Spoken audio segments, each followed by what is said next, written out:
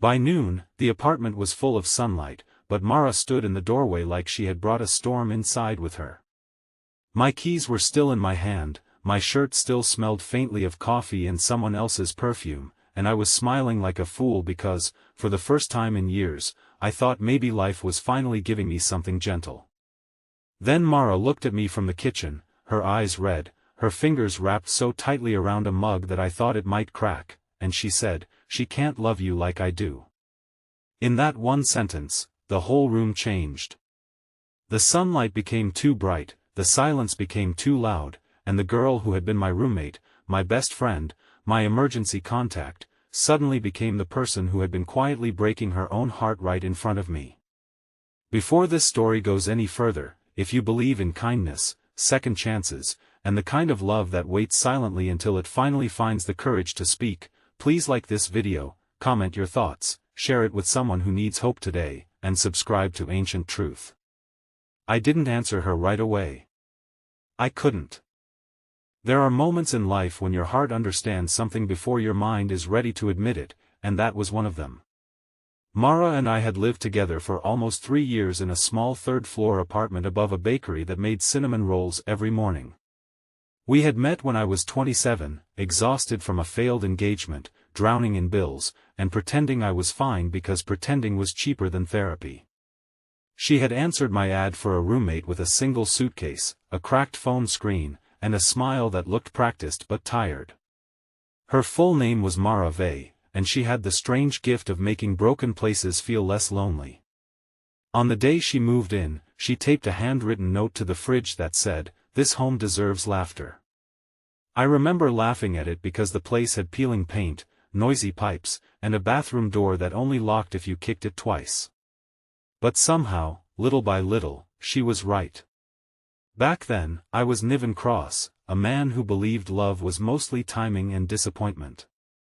I worked at a printing shop downtown, spent too much money on takeout, and came home with the kind of tiredness sleep never fixed. Mara worked mornings at a children's library and afternoons teaching art classes at a community center. She brought home paint on her sleeves, glitter in her hair, and stories about children who drew purple suns and green dogs because nobody had told them yet that the world expected things to look a certain way. She made our apartment feel alive. She kept plants on the windowsill and named every one of them. She played old songs while washing dishes. She remembered things I mentioned only once, like how I hated olives, how my mother used to hum when she cooked, and how I always felt useless on my birthday. That first year, when my birthday came, I found a small cake on the table before work, with one candle and a note that said, "You are not hard to celebrate." I stood there in the morning light and cried before I even tasted it. But friendship has a dangerous kind of comfort. It can become everything you need while still wearing the safe name of nothing more. Mara and I ate dinner together almost every night. We fought over laundry. We watched thunderstorms from the balcony. When my father got sick, she drove me to the hospital because my hands were shaking too badly to hold the wheel. When her younger brother stopped speaking to her after a family argument, I sat outside her bedroom door until she let me in, and we stayed on the floor until the sun came up. People at work teased me about her. My mother once asked, very softly, whether Mara was the one, and I laughed too loudly because I was afraid of the answer. Mara never asked. She never pushed. She simply stayed, and maybe that was why I never saw the love hidden inside her staying. Then came Cyra. I met her at a Saturday art market where Mara had a booth selling watercolor bookmarks with tiny moons painted on them. Cyra was buying one as a gift for her niece. She had bright eyes, a confident laugh, and the kind of warmth that makes conversation feel easy. Mara introduced us because that was who Mara was. Even if she wanted the world to keep something for herself, she would still offer it with both hands if she thought it might make someone happy. Cyra and I talked about books, music, bad coffee, and the strange loneliness of crowded cities. She asked for my number before she left. Mara smiled when she saw it happen. I remember that smile now. It was beautiful and painful, like sunlight passing through cracked glass. The date happened on a Wednesday afternoon because Cyra worked night shifts at a clinic and I had taken half a day off from the print shop. We met at a cafe with yellow umbrellas outside, the kind of place where people laugh too loudly and pretend not to check their phones. It was good. Not magical, not fireworks, but good in a clean, hopeful way. Cyra was kind. She listened. She touched my arm when she laughed. She asked about my life, and when I mentioned Mara, I called her my roommate, then my best friend, and then stopped because even I heard how small those words sounded. Cyra noticed. She tilted her head and asked if Mara knew how much she meant to me. I smiled and said, of course she did. But the truth was, I had never really told her. Some people become so important that we assume they know, and that assumption can become a quiet cruelty. When I came home that day, the bakery downstairs had just pulled fresh bread from the oven, and the whole stairwell smelled like warmth. I climbed the steps feeling lighter than I had in months. I opened the door and found Mara in the kitchen, standing beside the sink though no dishes were there. The sunlight came through the window and touched her face, showing the tear tracks she had tried to wipe away. I joked at first because fear makes fools of us. I told her I had just got back from a date and that it had gone well. I expected her to tease me, to ask nosy questions, to pretend she didn't care while caring about every detail.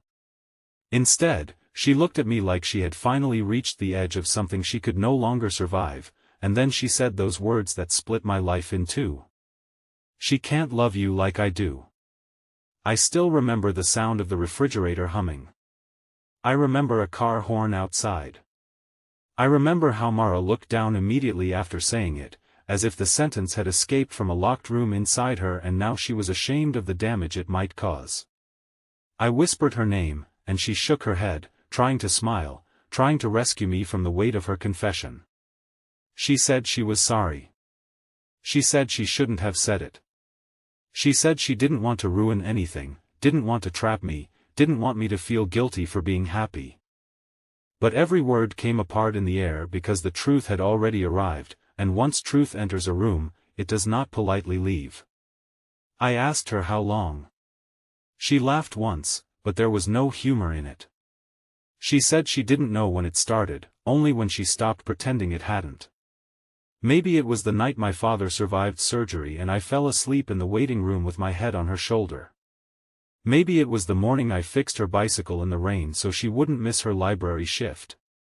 Maybe it was every ordinary day in between, when we became each other's first good morning and last good night without ever naming what that meant. She said loving me had become like breathing near a window she was never allowed to open. She had tried to move on. She had gone on dates. She had prayed it would fade. She had even introduced me to Cyra because she thought maybe if I found someone else, her heart would finally understand it had no place to go. But hearts are stubborn. They do not always obey kindness. I wanted to say the right thing, but there was no right thing waiting on my tongue. I cared about Cyra.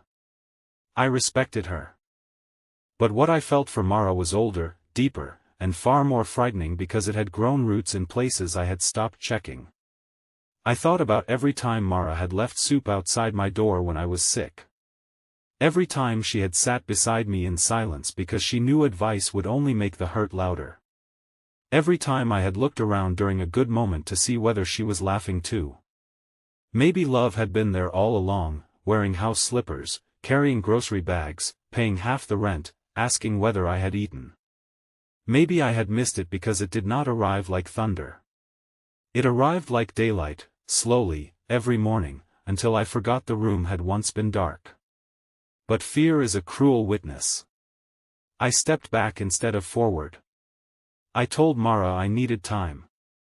The words hurt her, I saw it. Still, she nodded because even then she was trying to make things easier for me. She went to her room and closed the door softly, which somehow hurt worse than if she had slammed it. I stood in the kitchen until the sunlight moved from the counter to the floor. That evening, I texted Cyra and told her we needed to talk. She called instead. Her voice was gentle, and maybe that made it harder. I told her the truth, not perfectly, but honestly. I said someone I loved had just told me she loved me, and I was realizing I might have loved her for a long time without having the courage to recognize it. Cyra was quiet for a moment. Then she said that love should never be chosen out of guilt, but it should never be ignored out of fear either. She wished me clarity. She wished Mara peace. And then she let me go with more grace than I deserved. The next few days were unbearable in their politeness. Mara and I moved around each other like strangers in a museum, careful not to touch anything fragile. She made coffee and left mine on the counter, but she no longer waited to drink hers with me. I came home from work and found her painting at the table, but she packed everything away before I could sit down. The apartment, once filled with little noises of comfort, became painfully neat, painfully quiet. I realized then how much of my happiness had been made of her presence. Without her laughter, the room seemed larger and emptier. Without her asking about my day felt unfinished. I had thought I was deciding whether to begin something with Mara, but really I was discovering that something had already begun years ago, and my silence had left her carrying it alone. On Saturday morning, rain threatened but never fell. The sky was pale, and the city looked washed in silver. I found Mara on the balcony watering plants that did not need water. Her hair was tied messily, and she wore the old blue sweater she used whenever she was sad. I stepped outside and stood beside her. For a long moment, neither of us spoke. Below us, people moved through the daytime streets with shopping bags and umbrellas they might not need. Life kept going, indifferent and beautiful. I told her I was sorry. Not the small sorry people use to escape discomfort, but the heavy one that comes from seeing the wound you helped create. I told her I had been blind because I was scared. I told her that after my engagement ended, I had promised myself never to confuse safety with love again, but somehow I had done the opposite. I had mistaken love for safety because it was too gentle to scare me. Mara listened without looking at me. I told her that when Cyra asked whether she knew how much she meant to me, I had said yes, but I was wrong. Mara did not know because I had hidden behind jokes, routines, and the word roommate. I told her she was not my backup plan, not my second choice, not the person I turned to because a date had become complicated. She was the person whose absence made the whole apartment ache. She was the person I wanted to tell first when something good happened and sit beside when something broke. She was the person who had taught me that love could be steady and still be extraordinary. My voice cracked before I could finish. I said I did not want to lose her, but more than that, I did not want to keep receiving her love without being brave enough to offer mine. That was when Mara finally looked at me. Her eyes were full, not with easy happiness, but with the exhausted hope of someone afraid to believe too quickly. She asked me not to say it unless I meant it in daylight, when the loneliness had passed and the guilt had quieted. So I waited. I did not reach for her. I did not make a grand speech. I simply stood there in the honest noon light and told her I loved her. Not because she had loved me first. Not because I was afraid to be alone. Not because she had been good to me. I loved her because when I imagined a future with peace in it, she was always there, barefoot in the kitchen, laughing at something small, making an ordinary day feel worth remembering. Mara covered her mouth, and for one terrible second I thought she might cry from pain again. Then she stepped forward and rested her forehead against my chest. It was not a movie kiss. It was not dramatic music and spinning cameras. It was quieter than that, and somehow more powerful. It was two tired people finally setting down years of pretending. I held her carefully, as if love had made us both breakable. Downstairs, the bakery door opened and the smell of cinnamon rose into the air. Somewhere, a child laughed on the sidewalk. The world did not stop for us, but it softened. We did not become perfect overnight. Real love rarely does. There were awkward conversations, boundaries to rebuild, fears to admit.